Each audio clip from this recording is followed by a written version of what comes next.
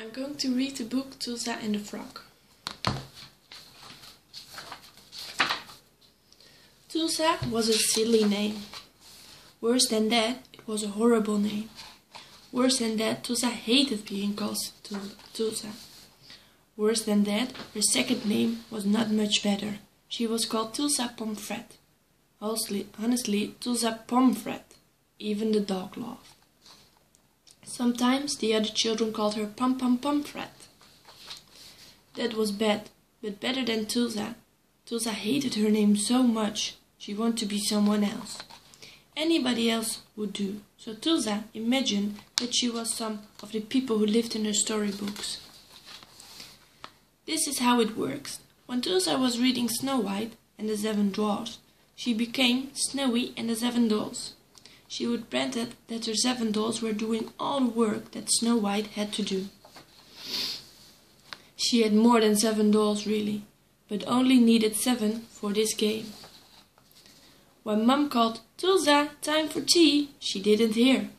When Mum called, "Snowy, time for tea," she said goodbye to the 7 dolls and went downstairs.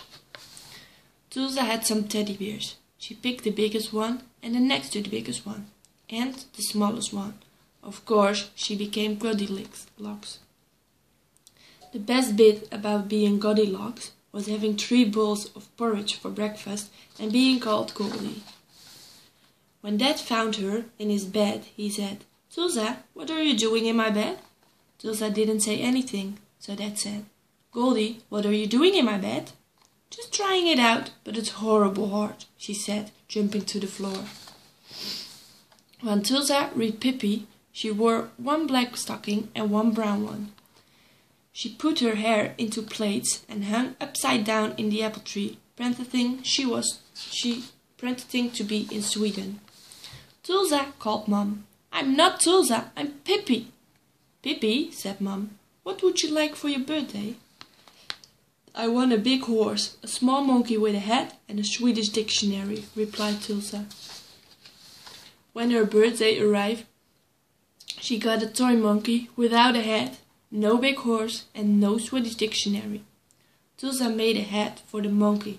"You can call me Mr. Nielsen," she told the monkey. Without a dictionary, it wasn't easy to speak Swedish, so Tulsa stopped being Pippi and went back to her storybox. She was in her bedroom reading Rapunzel when she heard someone calling Tulsa. It was next door Daniel. "I'm not Tulsa," she shouted. "I'm Rappa." "Okay, Rappa," replied Daniel. "Coming out to play." Tulsa thought about Rapunzel for a moment. "No," she called. "You can come up here. I will let down my hair. You can climb up my hair and meet me in my tower." She hung her hair out of the window. It wasn't in plaits now.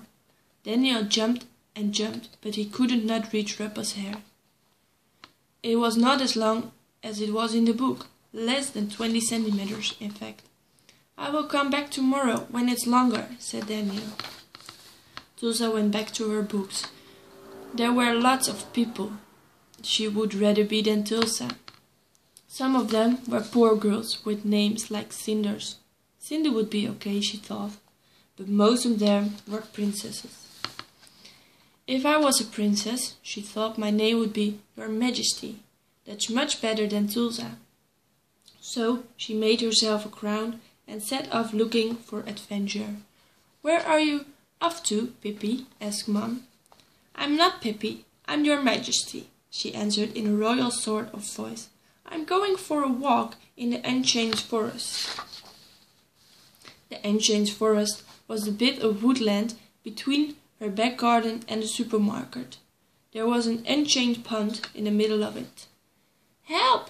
a shrill voice came from the unchanged point. Her Majesty stopped. She saw a frog sitting on a leaf in the water. "Did you say something?" "I did," said the frog, puffing himself up to the size of an apple. "I said help." "I didn't know frog could talk," said Her Majesty, shaking the water off him. "Ah," replied the frog, "I'm an unchanged frog. Kiss me, and I will turn back into the handsome prince I used to be." Golly gosh, thought Tulsa. I really am a fairy tale princess now. I have an enchanted frock. She put the frock into her pocket. Oi, kiss me, screeched the frog. Not right now, said Her Majesty, thinking the frog was a big ugly for that. What's that? Asked Dad when she got home. Nothing, said Tulsa, slapping her pocket. Later, when Tulsa went to bed, she couldn't sleep because of the frog shouting, "Kiss me, kiss me!" So she stuffed her jeans into a drawer where she couldn't hear the squeeze. Next day, Tulsa put on the same jeans. "Oi, what about me? Kiss me!" came out of the pocket. In the garden, the frog went on and on and on. "I want to be a handsome prince. Kiss me, kiss me." "Tulsa, what's all that noise about?" shouted next door Daniel. "Nothing," said Tulsa. She didn't even mind her silly name anymore. Not now she was a real enchanted princess. Not now she was special. "Kiss me," croaked the frog. Tulsa dived into the sheet where nobody could see her.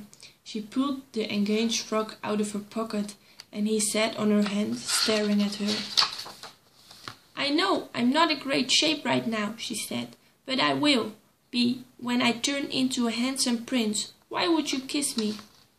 Tulsa had seen lots of princes in her storybooks and on TV.